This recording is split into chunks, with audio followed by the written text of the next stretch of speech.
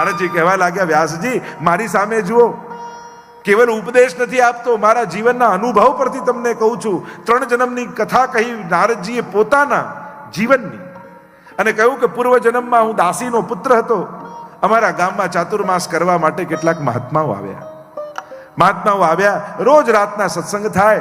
નાનપણમાં જ મારા પિતા તો ગુજરી ગયેલા. મારી માને ચાકરીમાં રાખી દીધી, અને હું છેલ્લે બેઠો મહાત્માઓના મુખેથી સત્સંગનું શ્રવણ કરું. સત્સંગ સાંભળતા સાંભળતા મારું અંતઃકરણ પવિત્ર બની ગયું. 4 માસ ચતુર્માસ ક્યાં પૂરા થઈ ગયા ખબર ન પડી. હવે તો મહાત્માઓને જવાનો સમય આવી ગયો, અને જ્યારે એ જવા લાગ્યા મને એમ લાગ્યું જાણે મારા પ્રાણ એમની સાથે જઈ રહ્યા છે. ચરણોમાં પડી ગયો, વિનંતી કરી, હવે આપના વગર હું જીવી નહીં શકું, મને પણ આપની સાથે લઈ જાઓ. મહાત્માઓએ કહ્યું, જા પહેલા તારી માને પૂછીને આવો. તું એકનો એક દીકરો, તારી મા તને આજ્ઞા આપે તો અમે તને સાથે લઈ જઈએ. માને પૂછવા ગયા. માએ કહ્યું કે તું મારો એકમાત્ર સહારો છું, તું પણ જતો રહે તો મારું કોણ? ન જવા દીધા. મહાત્માઓ તો ત્યાંથી પધારી ગયા. નારદજીનું મન જાણે મહાત્માઓની જોડે જતું રહે. નારદજી કહેવા લાગ્યા, એકવાર મારી મા ગૌશાળામાંથી જતી હતી અને સર્પે દંશ દીધો, અને મા પડી, પણ પડતા પડતા એનો હાથ ગાયની પૂંછને અડી ગયો, અને એ અડવા માત્રથી એનો ઉદ્ધાર થઈ ગયો. જો કેવી મહત્તા ગૌ સેવાની બતાવી છે.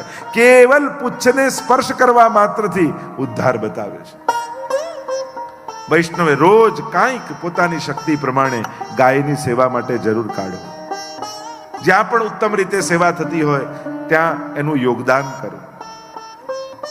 તમે પોતે જાતે જઈને ગાય માટે કાંઈ ને કાંઈ ગૌગ્રાસ આદિ કોઈ પણ રીતે ગૌ સેવામાં જોડાવો. વૈષ્ણવનું કર્તવ્ય છે.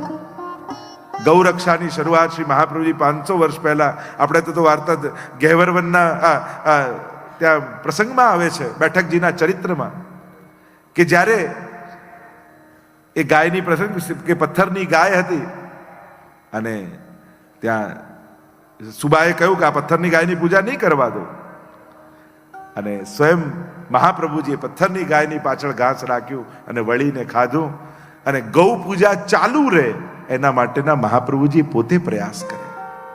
તો આમ અનેકવિધ કથાઓ જોડાયેલી છે. ગૌ સેવા માટે જે કાંઈ પણ થાય દરેક વૈષ્ણવે જરૂર કરવું. ગાયની પૂંછને સ્પર્શ થયો ને ઉદ્ધાર થઈ ગયો. નારદજી કહેવા લાગ્યા, મને હવે કોઈ રોકનારું રહ્યું નહીં. ઉત્તર દિશા તરફ હું આગળ નદીઓ, પર્વતો, વનોને પસાર કરતા કરતા આગળ ગયો. એક વિશાળ વટવૃક્ષ આવ્યું, નીચે જઈને બેઠો, સમાધિ લગાવી. સમાધિમાં પરમાત્મા આવ્યા અને કહ્યું, આ જન્મમાં તમને મારો અનુભવ નહીં થાય.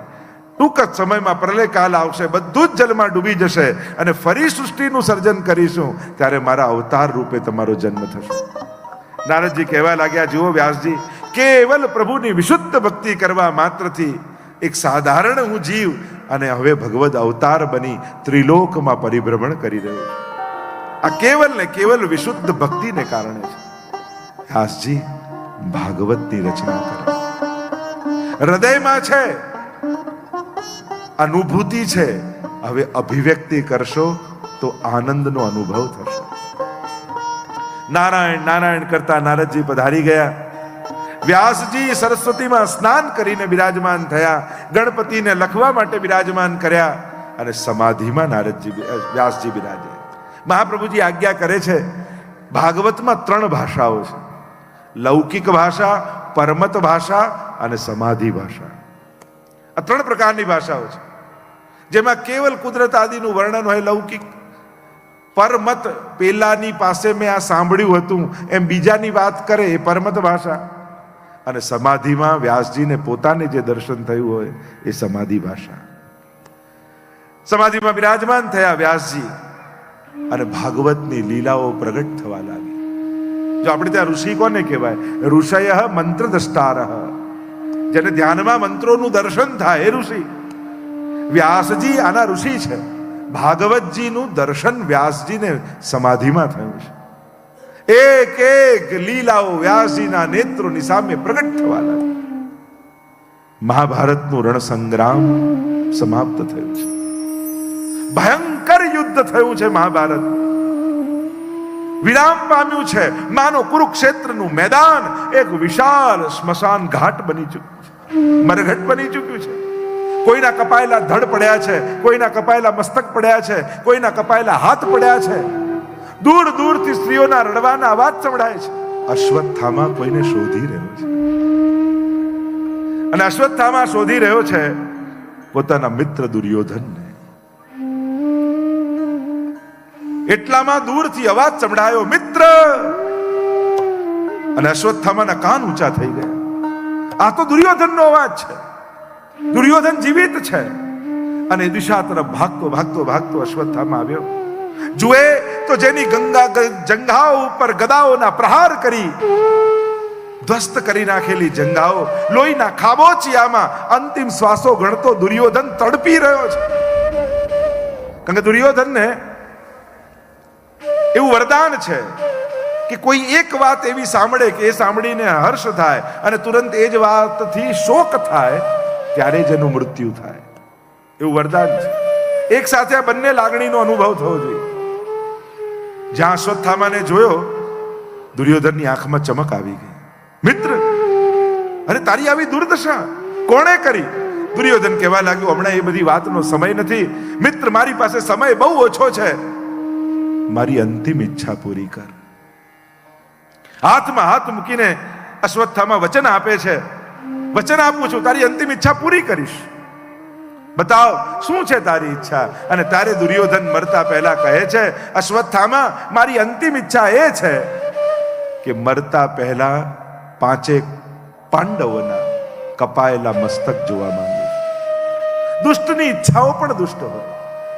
અને અશ્વત્થામા હાથમાં હાથ મૂકીને વચન આપે છે, તને વચન આપું છું, કાલે સૂરજનું પહેલું કિરણ નીકળે એ પહેલા 5 પાંડવોના કપાયેલા મસ્તક લાવી તારા ચરણોમાં ફેંકીશ. અશ્વત્થામા અષ્ટ ચિરંજીવીઓમાં જેનું સ્મરણ કરાય છે. આજે પણ વલ્લભકુલનો જન્મદિવસ હોય તો માર્કંડે પૂજા થાય, અને માર્કંડે પૂજામાં અષ્ટ ચિરંજીવીનું પૂજન થાય. એ અષ્ટ ચિરંજીવીમાં અશ્વત્થામાનું પણ પૂજન થાય છે. અશ્વત્થામા બલિર્વ્યાસો હનુમાશ વિભીષણ કૃપઃ પરશુરામશ્ચ સપ્તૈતે ચિરજીવીન, અને 8મા માર્કંડે ઋષિ. 8 ચિરંજીવી કહેવાય. એનું પૂજન કરાય. તો પછી અશ્વત્થામાની બુદ્ધિ આવી કેમ થઈ? મહાપ્રભુજીએ કારણ બતાવ્યું. કારણ અશ્વત્થામાએ દુર્યોધનનું અન્ન ખાધું છે. એટલે જ આપણે ત્યાં કહેવાય કે ગમે ત્યારે ગમે ત્યાં ગમે તેનું ખાવાથી બુદ્ધિ બગડે છે. દરેક ધર્મમાં અન્નની શુદ્ધિ ઉપર વિશેષ મહત્વ અને ભાર અપાય છે. આપવું ગમે તેને, પણ લેવું ગમે તેનું નહીં. જો તમે દાન આપો, ભોજન કરાવો, ગમે તેને આપ, કદાચ એ પાત્ર ન હોય ને કદાચ દુરુપયોગ કરતો છતાં લઈ જાય તો વાંધો નથી. આપતા પહેલા 100 વાર વિચારજો, પણ લેતા પહેલા 1000 વાર વિચારજો. ગમે તેનું લેવું તો ક્યારેય નહીં. આપણે ત્યાં એમ કહ્યું છે, મન મિલે ઇષ્ટ મિલે, મિલે ભજન રસ રીત, તાહી કે સંગ કીજીએ ખાન પાન ઓર પ્રીત. આટલી વસ્તુ હોય તો ભોજન થાય. અને અહીંયા અશ્વત્થામા વચન આપે છે, સામી છાતીએ લડવાની તાકાત હવે અશ્વત્થામાની નથી. વિચાર કરે કે શું કરું? રાત્રિનો સમય હોય, 5 પાંડવો સૂતા હોય, એ સમયે છાનો માનો છાવણીમાં પ્રવેશ કરું અને 5 પાંડવોના શિરચ્છેદ કરી નાખું. વિચાર કર્યો, નક્કી કર્યું, આજે જ રાતના એ કાર્ય કરું. ભગવાન જાણી ગયા. ભગવાને 5 પાંડવોને કહ્યું કે મારે તમારી જોડે મંત્રણા કરવી છે, ચાલો મારી સાથે. અને પ્રભુ 5ને પોતાની સાથે લઈ ગયા. 5 પાંડવોના 5 પુત્રો હતા. એમણે ભગવદ આજ્ઞાનું ઉલ્લંઘન કર્યું. પ્રભુ એમને પણ કહ્યું, તમે ચાલો મારી સાથે. અને એ માન્યા નહીં અને ગયા નહીં. અને ગયા નહીં એટલા માટે જ્યાં પાંડવો સૂતા હતા એ જગ્યાએ 5 પાંડવોના યુવાન પુત્રો સૂતા છે.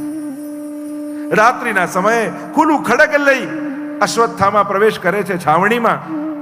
અંધારાનો સમય છે, કાંઈ દેખાય એમ છે નહીં. એને થયું 5 પાંડવો સૂતા છે, અને સૂતેલા 5 પાંડવોને સમજી 5 પાંડવોના યુવાન પુત્રોના શિરચ્છેદ કર્યા, પોટલામાં બાંધ્યા, લઈને દોડ્યો અશ્વત્થામા. ભાગતો ભાગતો ભાગતો ભાગતો અશ્વત્થામા સૂરજનું પહેલું કિરણ નીકળવાની તૈયારી છે અને પહોંચ્યો છે દુર્યોધન પાસે. દુર્યોધનને કહેવા લાગ્યો, મિત્ર, મેં મારું વચન નિભાવ્યું છે. 5 પાંડવોના કપાયેલા મસ્તક લઈને આવ્યો છું. દુર્યોધનની આંખમાં આવી ચમક, બતાવો, મનમાં પ્રસન્નતા થઈ, જલ્દી મને બતાવો, મારી પાસે સમય ઓછો છે. અને જ્યાં પોટલામાંથી 5 મસ્તકો ફેંક્યા, દુર્યોધન પ્રલાપ કરવા લાગ્યો. અરે મિત્ર, તે આ શું કર્યું? આ પાંડવો નથી, આ તો પાંડવોના પુત્રો છે. એમણે મારું શું બગાડ્યું હતું? તે તો અમારી પાછળ અમારું કોઈ તર્પણ કરનારું ન રહેવા દીધું, અમારી પાછળ અમારું કોઈ શ્રાદ્ધ કરનારું ન રહેવા દીધું. પ્રલાપ કરતા કરતા દુર્યોધને પ્રાણોના ત્યાગ કર્યા. કારણ કે પાંડવોના મસ્તક લાવ્યા એ સાંભળીને હર્ષ થયો, અને જ્યાં પાંડવોના પુત્રના દર્શન કર્યા અને એને શોક થયો, હર્ષ અને શોક બંનેનો અનુભવ થયો, અને ત્યાં એના પ્રાણોના ત્યાગ થઈ ગયા. અહીંયા સવારનો સમય થયો. પોતાના વાન સોયા બાળકોને જગાવવા માટે દ્રૌપદી પ્રવેશ કરે છે છાવણીમાં. એક વિચાર કરો, દ્રૌપદીએ જ્યાં કપાયેલા ધડ જોયા, લોહીથી લથપથ પથારી જોઈ, અને જ્યાં જોયું ને અવાજ લગાવ્યો, હે કૃષ્ણ. અહીંયા પ્રશ્ન કર્યો, અરે ભક્ત છે દ્રૌપદી, તો સુખમાં ભગવાનને બોલાવાય, દુઃખમાં બોલાવાય? કેમ ભગવાનના નામનો પુકાર કર્યો? કહ્યું, આ ક્ષત્રિયોના બાળકો છે. ક્ષત્રિયનું બાળક યુદ્ધના મેદાનમાં લડતો લડતો મરે તો એને સ્વર્ગ મળે, પણ જો સૂતો સૂતો મરે તો એની અધોગતિ થાય. મારા બાળકોની અધોગતિ ન થઈ જાય, હજી એમને ત્યાં કંઈક રૂવાડે પણ જો ભગવાનના નામનો સ્પર્શ થઈ જાય તો એમનો ઉદ્ધાર થઈ જાય. અને આમ વિચાર કરી ભગવાનના નામનો પુકાર કર્યો, અને સાંભળતાની સાથે 5 પાંડવો ભગવાનની સાથે આવ્યા છે. પ્રભુ અને પાંડવો જુએ, કોણ છે આ દુષ્ટ, આ દુષ્કૃત્ય કર્યું કોણે? ખબર પડી, લગામ પકડી છે પરમાત્માએ. અર્જુન સવાર થયો રથ ઉપર, લગામ ખેંચી અને આગળ આગળ અશ્વત્થામા ભાગે છે, અને પાછળ પાછળ પરમાત્માનો રથ આવી રહ્યો છે. પકડ્યો છે કેશથી અશ્વત્થામાને, અને ભાગવત એમ લખે છે, જેમ કોઈ પશુને બલિ ચડાવવા માટે ઘસડતા ઘસડતા લઈ જવામાં આવે, એ રીતે અશ્વત્થામાને ઘસીટતા ઘસીટતા લઈને આવવામાં આવી રહ્યો છે. અને આ દ્રશ્ય જુએ છે દ્રૌપદી. જો ભાગવતની દ્રૌપદી અને મહાભારતની દ્રૌપદીમાં ઘણો ફરક છે. મહાભારતની દ્રૌપદીમાં કંઈક મદ છે, ગર્વ છે, અહંકાર છે, ઈર્ષા છે, પણ ભાગવત તો ભક્તિનો ગ્રંથ છે ને. અહીંયા તો દરેકને ભક્તિના દૃષ્ટિકોણથી જોવાયા છે. દ્રૌપદી આ દ્રશ્ય જોઈને જે બોલી છે એની તો આપણે કલ્પના ન કરી શકીએ. જ્યાં અશ્વત્થામાને ઘસીટતા લાવતા જોયા, અને દ્રૌપદી બોલી, મુચ્યતામ મુચ્યતામ એષ બ્રાહ્મણો નિતરામ ગુરુ. છોડી દો આને, છોડી દો. એષ બ્રાહ્મણ, આ બ્રાહ્મણ છે, અને બ્રાહ્મણને અવધ કયો છે. ગમે તેવો દોષ થયો હોય પણ બ્રાહ્મણને મૃત્યુદંડ ન અપાય, એમ શાસ્ત્ર કહે છે. એષ બ્રાહ્મણ, આ બ્રાહ્મણ છે. નિતરામ ગુરુ, ગુરુપુત્ર પણ ગુરુ રૂપ કહેવાય. દ્રોણાચાર્ય ગુરુ છે પાંડવોના. જે વિદ્યા પોતાના પુત્રને શીખવાડી એ ગુરુદેવે આમને શીખવાડી છે. કેટલા ઉપકાર ગુરુદેવના રહ્યા છે, પછી કેમ આને મારી શકાય? અને સૌથી મોટી વાત તો એ છે કે અશ્વત્થામા પણ કોઈ માનો દીકરો છે. એક માં થઈને જે દુઃખનો અનુભવ હું કરી રહી છું, એવું દુઃખ હું બીજી માને કેમ આપી શકું? છોડી દો. શાસ્ત્ર એમ કહે બ્રાહ્મણને મરાય નહીં, અને શાસ્ત્ર એમ કહે કે આતતાઈને જુઓ ત્યાં મારી નાખો. કરવું શું? બધા જ મૂંઝવણમાં પડ્યા. પ્રભુએ રસ્તો બતાવ્યો. અશ્વત્થામા સંસારનું પ્રતીક છે. સંસારને છોડાતોય નથી, મરાતોય નથી. કરવું શું? ભગવાને કહ્યું, આનું મોહરૂપી મણી કાઢી લો. બ્રાહ્મણનું અપમાન જ એનું મૃત્યુ છે. આને અપમાનિત કરીને મુક્ત કરી દો. મણી કાઢ્યો છે, અપમાનિત કર્યો છે અશ્વત્થામાને, અને મુક્ત કરી દીધો. અપમાનની અગ્નિમાં બળવા લાગ્યો અશ્વત્થામા. નહીં છોડું પાંડવોને, એમણે મારું અપમાન કર્યું છે. વિચાર કરતા કરતા બ્રહ્માસ્ત્રનું આવાહન કર્યું અશ્વત્થામાએ. બ્રહ્માસ્ત્રનું આહવાન કરીને મનમાં વિચાર કરે છે કે આ બ્રહ્માસ્ત્ર કોની તરફ છોડું? યુધિષ્ઠિર તરફ, ભીમ તરફ, અર્જુન તરફ, કૃષ્ણ તરફ? કોને મારું? કારણ કે આ બ્રહ્માસ્ત્ર ખાલી જાય એમ નથી. વિચાર કરતા કરતા મનમાં વિચાર આવ્યો, જે અભિમન્યુને ચક્રવ્યૂહમાં ફસાવીને અમે મારી નાખ્યો હતો, એ અર્જુનના પુત્ર અભિમન્યુ, એની પત્ની ઉત્તરા ગર્ભવતી છે.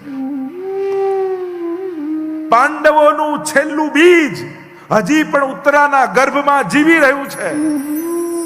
જો એ ગર્ભનો નાશ કરી દઉં તો પાંડવ નિર્વંશ બની જાય. અને આમ વિચાર કરી બ્રહ્માસ્ત્રનું આહવાન કરીને છોડ્યું ઉત્તરાના ગર્ભ તરફ. કરોડો સૂર્યો બાળવા આવતા હોય એવી અગ્નિમાં ઉત્તરા બળવા લાગી, ગભરાઈ. પણ દ્રૌપદીના સંસ્કાર છે.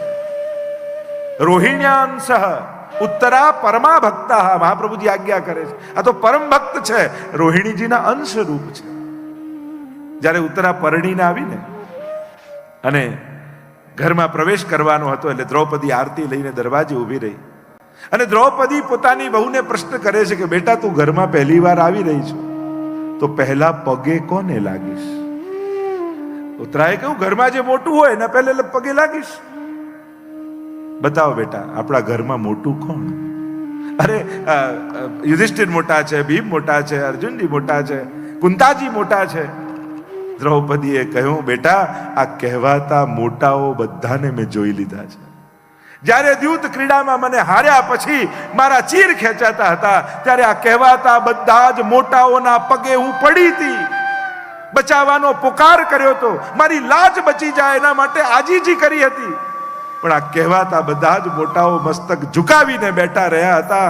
અને ત્યારે બેટા, દ્વારિકાનો નાથ દ્વારિકાથી દોડતો આવીને મારા ચીર પૂર્યા હતા, મારી લાજ બચાવી હતી. જીવનમાં જ્યારે પણ સંકટ આવે ત્યારે કહેવાતા મોટાઓના પગે ન પડતી, પણ દ્વારિકાધીશનું શરણું લેજે. અને એ વાત ઉત્તરાને યાદ આવી. પાહી પાહી મહાયોગિન દેવ દેવ જગતપતે નાન્યમ ત્વદભયમ પશ્યે યત્ર મૃત્યુ પરસ્પરમ. પાહી પાહી, રક્ષા કરો પ્રભુ. પુકાર કર્યો છે, પ્રભુ મને મારો ડર નથી, મારા કુખમાં પાંડવનું બીજ જીવી રહ્યું છે, એને કઈ નથી. જો ભાગવતમાં ઘણી એવી માતાઓની કથા આવે છે કે જેની કુખમાં ભગવાન આવ્યા, ઘણી એવી વંદનીય માતાઓ છે.